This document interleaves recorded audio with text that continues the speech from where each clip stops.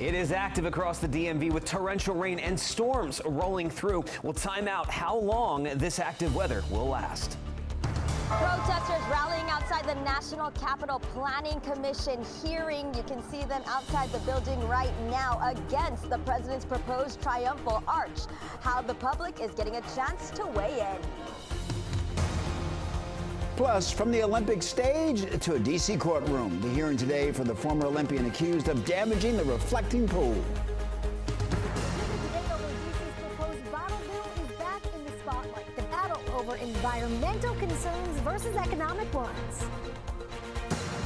Police asking drivers to move out of the way of shuttle buses during Metro summer shutdown. The big fines you could face if you're caught driving in the wrong lane. And later, the World Cup heats up. France looking for another deep run. Morocco trying to make history. We're live from the big matchup.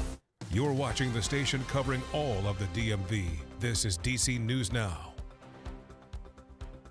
And thank you for joining us for DC News Now at 4. I'm Mark Hall. As we head into the second half of the day, you'll want to keep an eye on the weather if you're traveling across the region.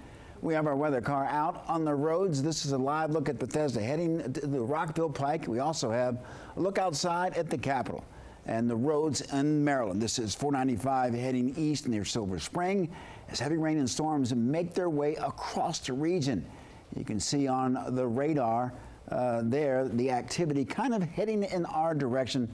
Let's head over to the expert meteorologist Damon Madsen for a first look at our forecast. And Damon, how are things looking right now outside? It is definitely busy out there, Mark, to say the least. Those storms, those pockets of very heavy rainfall ramped up with a quickness just after lunchtime, and it's continuing to become more and more active with each passing hour. And because of that, we have a couple of watches in place, one of those being a flood watch that goes until 11 p.m. as one of the main concerns with all of this activity is that torrential rain that could lead to some localized flooding. Now, unlike earlier in the week, the good news is some of this heavy rainfall and those thunderstorms, they're actually moving. We'd start to run into problems if those storms and that heaviest rain sat over some of the same areas for a lengthy period of time. And then on top of that, there is enough moisture, enough energy available for a few severe thunderstorms. So a severe thunderstorm watch is in place east of I-81 until 10 p.m. tonight. Now, we did have one active severe thunderstorm warning not too long ago. We also did have a flash flood warning a little bit earlier in the afternoon, but since then, well, thankfully we don't have any active warnings at this point, but my goodness, the radar is busy, and as we zoom down close to the district, there is not any heavy rainfall inside of the DC metro, but we do have this storm that is just north of DC, right along the Beltway. We showed you the roadways outside of Silver Spring. Some of this heavy rainfall is now rounding the Beltway up through Beltsville and up through Laurel, and this thing has been producing not just the torrential rain, but frequent lightning strikes. These lightning strike numbers have dropped a little bit here. It was up above 100 just about 10 minutes ago, but still, this is a healthy storm that is producing some pretty treacherous conditions on the roadways out there. As we look a bit farther west from DC, we have this mess of very heavy rainfall and thunderstorms across Loudoun County from Reston back over toward Middleburg. So we'll keep an eye on this as it starts to progress toward the DC metro. And if you're up near the Hagerstown area, this line of thunderstorms is stretching your way toward I-81 from Martinsburg to Hagerstown. So a lot going on. We'll continue to track the latest with these storms and let you know when things might finally start to quiet back down coming up here in just a bit. We don't want your vanity arts. We don't want your vanity arts. Not here. Not here. Not there. Not anywhere. Protesters rallying outside of the National Capital Planning Commission today as a hearing is still being held on the president's proposed triumphal arch. DC News Now's Liberty Simmons is live in Northwest DC. Liberty, what's the latest? Well, Mark, that public comment is still happening right now with many protesters testifying before the commission, many of them saying that Congress should have final approval over the Triumphal Arch. Now, the National Capital Planning Commission heard a presentation on the proposed Triumphal Arch. The 250-foot arch would be located between the Lincoln Memorial and Arlington National Cemetery. Agency staff recommended approval of the preliminary site and building plans, but the staff also recommended that the design be revised to comply with a federal law that limits building heights in D.C. to preserve the city's skyline. But even with revisions, the arch's gilded topper statues would still reach the desired 250-foot height. The staff also recommended seeking additional information about vehicular traffic and the proposed granite exterior before the Interior Department returns for final approval. But protesters here say they don't want this arch at all. Putting his name and his image and his imprint on things all across our city is undemocratic. The law states that new monuments and memorials in Washington, D.C. must be approved by Congress. He's totally bypassed Congress.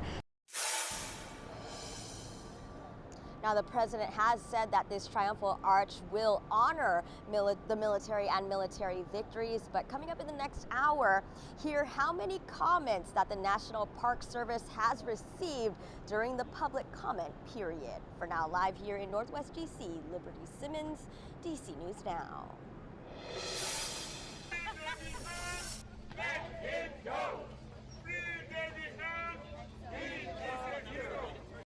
Those are the sounds outside of the courthouse today as the former U.S. Olympian accused of damaging the Lincoln Memorial reflecting pool was in court. News Nation correspondent Raquel Martin tells us how things went in the court this morning. The former U.S. Olympian accused of damaging the Lincoln Memorial reflecting pool is in federal court this morning. 67-year-old David Hearn, an Olympic canoe racer, pleaded not guilty. He was greeted by supporters who rallied outside the courthouse. Davy Hearn is innocent, and we are going to fight this case. D.C. prosecutors indicted Hearn a week ago. U.S. Attorney Jeanine Pirro claimed he ripped up a portion of the newly painted reflecting pool June 19th. National Park Service employees observed Hearn actually forcefully and violently pulling up and removing the bottom liner with both hands. Hearn denies any wrongdoing. He says he simply touched a chunk of the pool that was already peeling and complied when authorities asked him to stop. It is not a crime to touch the reflecting pool. This indictment reflects the administration's effort to scapegoat Davy and to shift blame for their own failures. The $16 million renovation has been a point of pride for the president. The project promised an American flag blue pool just in time for the nation's 250th anniversary celebration. Once news broke the paint was peeling, the president then claimed vandals dumped fertilizer in the pool and used a box cutter to slash the surface, a claim neither he nor Pirro has provided any evidence for. Our thanks to Raquel Martin. 3 people are recovering after an overnight shooting in southeast D.C. Police responded just before 2:30 this morning to Savannah Terrace, where they found a man and a woman had been shot. Investigators later learned that a 3rd victim also went to the hospital. All 3 are expected to recover. Police have arrested 3 men in connection with the shooting, and detectives continue to work to determine what led up to the incident. Well, a girl is recovering after police say that she was struck with a pole during a large fight in northeast D.C. Police responded Wednesday evening to Minnesota Avenue, where they broke up the fight and found the victim. Police arrested another kid on an assault with a dangerous weapon charge. Police also arrested an adult woman after they say that she started a second fight at the scene. We're told that the investigation continues. More than 30 people were taken to the hospital after a violent chain reaction crash involving an MTA bus in Baltimore County. Officials say that the bus collided with at least 7 cars before crashing into the FedEx building in Pikesville. Rescue crews freed people trapped inside of a bus and also another vehicle. Investigators are still working to determine what caused the crash. The conditions of those injured have not been released. Sent over to Loudoun County, where health officials are warning residents about possible rabies exposure. It comes after a stray cat later tested positive for the virus. The cat and its 5 kittens were seen in the Chantilly area earlier this month before being taken to a veterinarian. Anyone who had contact with the animals between June 6th and the 16th is urged to contact their health care provider or the Loudoun County Health Department. Rabies is almost always deadly once symptoms begin, but quick treatment is highly effective. In the district, a heated debate over the so-called bottle bill continues. The bill would charge consumers a small deposit when purchasing a bottle, which would be funded in the return of the bottle. But the local manufacturers argue that it would be costly and could put themselves out of business. DC News Now's Marielle Carbone live at the Wilson Building. And Marielle, in terms of pollution, how big of an issue are we really seeing here? Well, Mark, D.C. officials say that 617 million beverage containers are purchased here in the district every year, and that many people, they don't recycle them. They may throw them on the ground, and then they end up littering our streets and rivers and more. So they are looking for a way to incentivize recycling, and thus the bottle bill was born here in D.C. Now, if this is passed, consumers would pay a 10-cent fee on every plastic bottle purchased in D.C. That money is then refunded when the bottle is returned to a redemption site. But some argue that it is more nuanced than that. D.C. brewers who testified at a public hearing today say that the cost burden put on businesses, from new packaging to registration fees, aren't sustainable. Now, council has made some changes to the proposed bill to ease those concerns, including registration exemptions for small local manufacturers. Plus, restaurants, hotels, small retail shops, and more will not need to have a redemption container on site. Still, some we spoke to, they are uneasy about this proposal. Prices of real estate, taxes, permitting, licensing, all of that is extremely high. Another regulatory or permitting cost, however, they're using a lot of different terms for fees and things like that.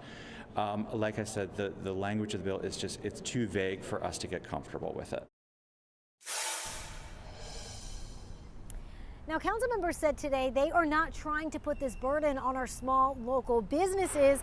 In fact, they say the program is intended to do the opposite, really, to make those large retailers and manufacturers like a Pepsi or a Coca-Cola, which are responsible for most of the bottles purchased in the district, responsible for paying for this program and the pollution associated with their bottles. You'll hear more from Councilmember Brianne Nadeau, who sponsored this bill, about that factor and the costs coming up on DC News Now at 5. But for now, reporting live from the Wilson Building, Marielle Carbone, DC News Now. All right, Marielle, thank you. D.C. leaders are celebrating the success of the Mayor Marion Barry Summer Youth Employment Program. Former D.C. Mayor Barry started the program 47 years ago to help employ and engage teenagers over the years. Mayor Muriel Bowser added additional programs for teens and young adults. Kids in the Washington Nationals Baseball Youth Academy this summer tell us it not only helps them develop new skills, but a new respect for the community. Learn the importance of giving back. Here at the Academy, we often say that there's no more noble thing than serving and mentoring others.